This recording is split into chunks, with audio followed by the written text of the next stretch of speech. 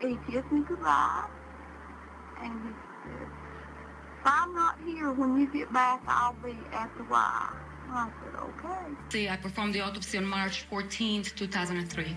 The manner of that, I determined it the day when I did the autopsy, and that I called homicide. 2 weddings, 2 funerals, and attempted murder. Donald Carman is a special agent with TBI and an expert in ballistics. He examined the Colt .38 caliber revolver found beside David. 3 live cartridges found in the revolver, 3 spent cartridges found in the revolver, and a spent bullet recovered from the wall of the bedroom, a bullet fragment recovered from underneath the bed, and a spent bullet recovered from David's brain during the autopsy. A spent Western shell casing, 2 spent Remington shell casings, 1 live Remington round, and 2 live Western rounds were recovered from the cylinder of the revolver. Based upon the position of the Western shell casing when the cylinder was opened, and the fact the bullet fragment found under the bed was a Western bullet, Carman deduced that the gunshot into the mattress was fired after the gunshots into the headboard from David's forehead. April 10, 2003, Cindy tried to visit her grandmother, Mame, but wasn't allowed in her room by Raynella's orders. At around 1:10 p.m. the next day, David's mother, Mame Nadine Bailey Leath, passed away at the hospital. This made Cindy confused. Her grandmother's health had seemed to be improving. David's daughter Cindy decided to contact Steve Walker to talk about the day that Raynella tried to kill him. He told her that she should just drop the whole thing because she's putting her life in danger. Cindy wrote to the district attorney about David's case. After a month, Cindy still hadn't received a reply. Finding an outside prosecutor to take on David's case dragged on, making things more difficult since almost everybody working in the office either worked with Ed, knew Raynella. By 2006, the Knox County Sheriff's Office said that they were still investigating David's death as a homicide, but still no charges had been filed. In March of that year, David's daughter Cindy filed a civil lawsuit against Raynella, claiming that she had killed David or had hired somebody to kill him. The lawsuit was an attempt to cut Raynella out of any inheritance from her husband's death.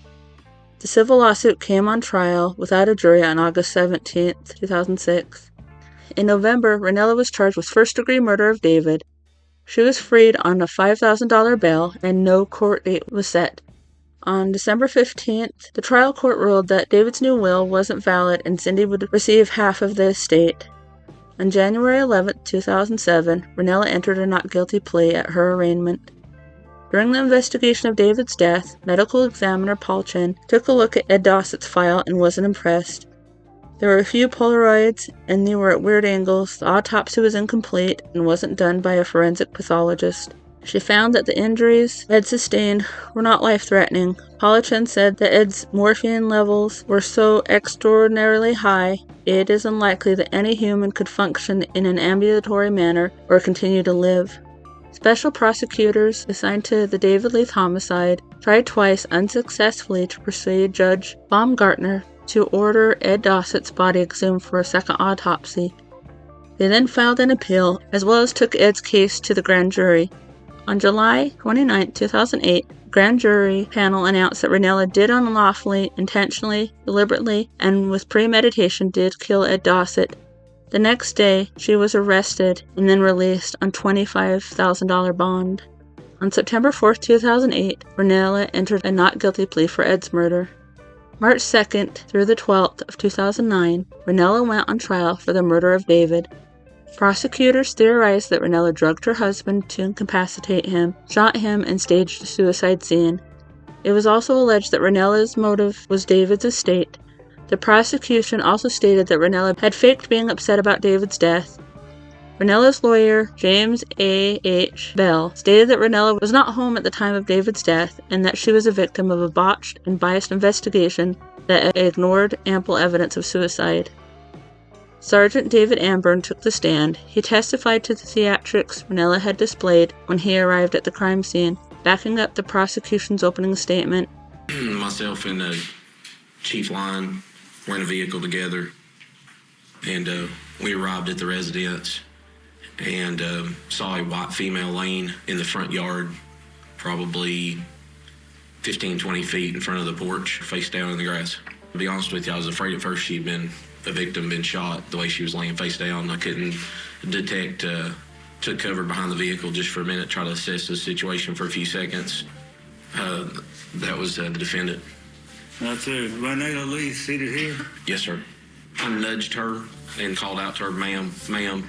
And she instantly started crying and wailing and saying, help him. Did you enter the house? Yes, sir. Myself and Chief Line entered the house. Saw the victim in the master bedroom upon entering. Defense cross-examined Amburn. Bell had Amburn admit that Raynella had seemed overcome with grief when he arrived via his statement of when he arrived at the scene. The state called Jeff Cruz, a toxicologist for the TBI. He testified about the 4 drugs that had been found in David's system. I identified 4 drugs or compounds in the blood sample. Yes, all of these are prescribed. He stated that the phenergan, or promethazine, that was generally used to treat motion sickness or allergies can cause the breathing to slow or to stop. People with high blood pressure like David should never take it. Demerol, meperidine, Sinequin, norpethidine, and the phenergan were not prescribed to David. David's daughter Cindy, fellow barbers Hoyt and Paul, along with David's friend Gordon, all testified that David hated guns, that he thought suicide would send a person to hell, and that the cremation went against his religious beliefs. While on the stand, Cindy was accused of having her father's keys before his death, which she denied. Bell also asked Cindy if she knew what the worth of her father's estate was. Cindy said she didn't know. Bell yelled at Cindy and basically accused her of killing her father. Roger Yarnell was a friend of David's since they were teenagers. He was supposed to meet David the day he died. Roger was the next to take the stand. In cross-examination, he said that it seemed that David and Raynella had a good relationship, but that David was a very private person who never talked openly about his marriage. Barbara Sadler was next. She was registered nurse at Park West Hospital for 28 years. She also had been there when Raynella was director of nursing. Barbara testified to seeing Raynella at the hospital around 9 a.m. the morning David died. She said that Raynella seemed upset about her mother-in-law's schedule to be transported to a nursing home that day, and that Raynella claimed that David was homesick with high blood pressure, so he couldn't help in the transportation. Randall Carr worked at the Park West Hospital Human Resources in 2003. He testified that drugs went missing while Raynella was director of nursing. Medical examiner Dr. Darinka Malusnik-Palchan took the stand to refute the defense's claims of suicide. We have the actual medications that Mr. Leath was supposed to take around the time of his death, and I have that list, yes. And were any of these on that list? No. Could he have even gotten up and gotten out of bed with this level of medication in him to do anything? No. We're going to discuss suicide, the frequently suicide are going to be contact gunshot wounds to the head or chest. Now, if we have a contact that we don't have any evidence of soot or gunpowder on the skin around it, it's all basically in the wound and the margin of the wound. That's a tight contact. Now, the further the weapon from the skin, the more you see of that soot and gunpowder residue. She said that the fatal shot was 12 to 14 inches away from David's head. The bullet had entered above his left eye, in which he was totally blind, and the concoction of medications in his system would render him unable to get out of bed that morning. She said that she had doubted David ever woke up from his sleep before he died, since he had an empty stomach and a full bladder. Darinka also stated that David was a healthy man without apparent suicide issues. She said that the time of death was between 6 a.m. and 11:23 a.m., most likely before 9 a.m. The defense suggested to Palchan that David's medical history was a motive to commit suicide. Palchan stated that David did have mysterious symptoms 3 years before his death, but that even the doctor that diagnosed David of Alzheimer's wasn't quite sure of that diagnosis. Palchan also stated that when she performed David's autopsy that she found no indication of Alzheimer's either. She said that if he would have had that horrible disease, that there would have been protein fragments on his brain. Sergeant Perry Moyers said that he was obligated to speak for the victim. I was dispatched to the resident on a possible suicide. He testified that there were no fingerprints found on the murder weapon that was found in the bed next to David. He did say there was gunshot residue found on David's hands and that Raynella's hands tested negative. Moyer said the crime scene appeared to have been staged. He said that there were 3 shots, one in the bed, one in the headboard, and one in David's head. Moyers also stated that he found it strange that David was tucked in nice and cozy with pillows in between his head and shoulders, and that Raynella was the only one who knew that David slept in the nude, a pillow between his legs. Moyer then testified that the way the folds were in the covers, that David's arm had been tucked under the covers before the final shot. He also talked about the breakfast tray that Raynella had claimed that she had brought to David before she left that morning. It was on the nightstand by David, untouched and not splattered with his blood. The glass of milk had no lip marks and no rings of previous levels of milk. Moyers then went on to read entries from Raynella's calendar. He said that Katie's departure from home at 8:15 a.m. near the time of death. He also said that the dryer was running when the deputies arrived at the scene. TBI firearms expert Don Carmen testified that of the 3 shots fired in David's bedroom, the second shot was a deadly shot. The first shot went into the wall and the third into the floor through the mattress. Special Prosecutor Richard Fisher announced a dead man could have not pulled the trigger for a third time. On March 5, 2009, prosecutors rested. I think the most important instruction is use your common sense. Bell asked for a direct verdict of acquittal. Judge Richard Baumgartner ruled that the state had presented enough evidence for the trial to continue. Dr. Ronald Bryan took the stand for the defense. He said that the first time David was brought into his office, he tested David in order to try to find the root of his confusion but failed. He also said that Raynella always seemed supportive of David and a good caretaker, although little things would set him off. By 2003, Dr. Bryan said that David was exhibiting signs of depression and mood swings. He also said that David seemed to know that he needed help, but he just didn't want to deal with it. When cross-examined, Dr. Bryan talked about the notations that he had made about David, saying that he had thought Raynella was trying to kill him. He also talked about test results from January of 2000 that revealed anti-anxiety medication in David's bloodstream, even though none was prescribed to him. Raynella's youngest daughter, Katie, took the stand. She said that David's final days were haunted by depression. She claimed that he did not work out like he did before, and he would just stay in bed all day. Katie also said that her mother could never kill anyone. Len Farr was a professor of clinical pharmacology at the University of Tennessee. He testified that the drugs in David's system would have made him a little groggy, but not incapacitated. Len also said that those drugs could have caused suicidal thoughts. Dr. Celia Hartnett is a forensics expert with forensic and analytical sciences. Took the stand and said that she did not find any evidence that David's death was not a suicide. She contended that the final shot killed David, and it was by his own hand. On March 9th were closing arguments. The defense pointed to the Bible that had been left open to a verse that Bell said was proof that David was unhinged, depressed, and suicidal. He said that Raynella wouldn't and couldn't kill David because he was her best friend. The prosecution said that there had been 3 shots because Raynella closed her eyes with the first one and missed.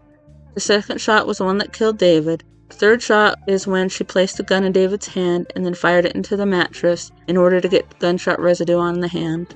Prosecution also drew attention to Raynella's clothing that did not have one speck of blood. They alleged that Raynella should have had some on her from touching David if she innocently found him dead. On March 10th, the jury of 8 men and 4 women deliberated some 5 hours without reaching a verdict. On March 12, 2009, and after hours of jury deliberation, with 11-1 to convict, the judge declared a hung jury. The prosecution announced to the media their intention to try the case again. It is the intention of the state of Tennessee to try this case again. I can say that with absolute certainty. Okay. All right. Well, I think we'll wait. Let's wait 30 days. We'll pick a new trial date at that time.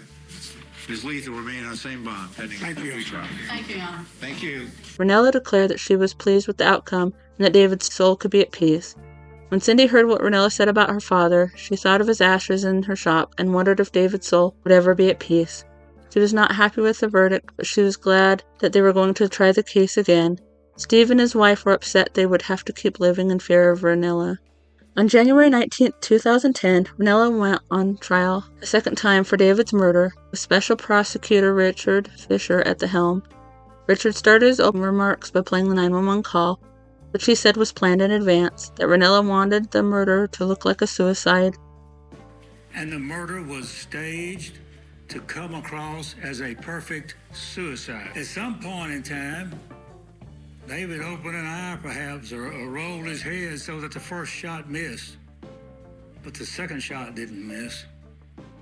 Hit him between the eyes. I think you will conclude that Raynella Leath shot and murdered her husband for all the wrong reasons in the world. And she, a nurse, licensed and charged to save people.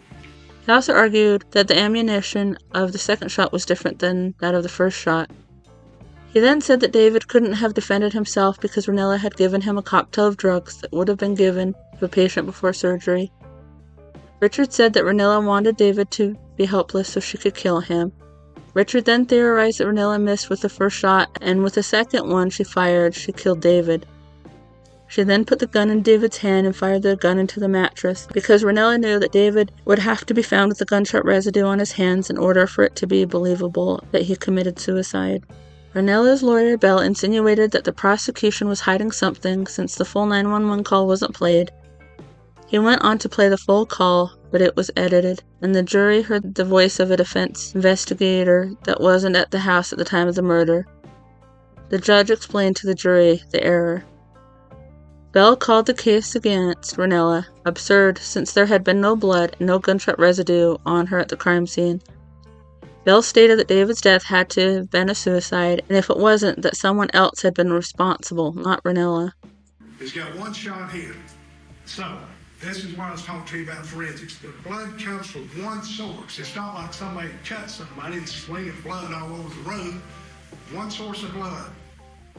The angles of the blood have got to be traced back to this one source. There's no other place it can be. That's their picture. They got blood going everywhere. Not to a vortex. Not to one source. The physical facts overwhelm their case. Prosecution's first witness, Sergeant Robert D. Lee. He described finding David's body on the day he died. The defense claimed that there wasn't control of the crime scene. They did agree at one point that there was a group of people that had congregated at the barn. Sergeant Amburn was the next to take the stand. He was one of the first two people on the crime scene.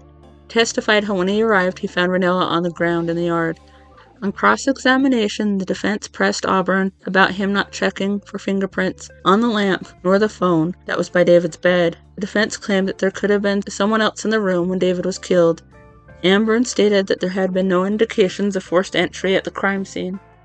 The defense then asked Amburn if he had checked all the windows and the doors at the scene to make sure they were locked. Amburn then reiterated that there had been no sign of forced entry at the scene.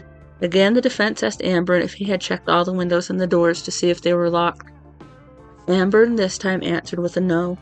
Terry Lee, supervisor of the Knox County Sheriff's Office, then testified that David's fingerprints were not found on the revolver. When cross-examined, he was asked if there were any forensic evidence linking Raynella to the gun or the ammunition.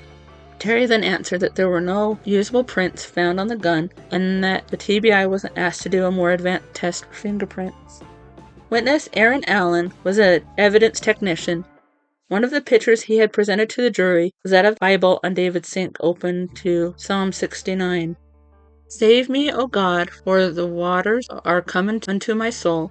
I sink in deep mire, where there is no standing. I come into deep waters, where the floods overthrow me.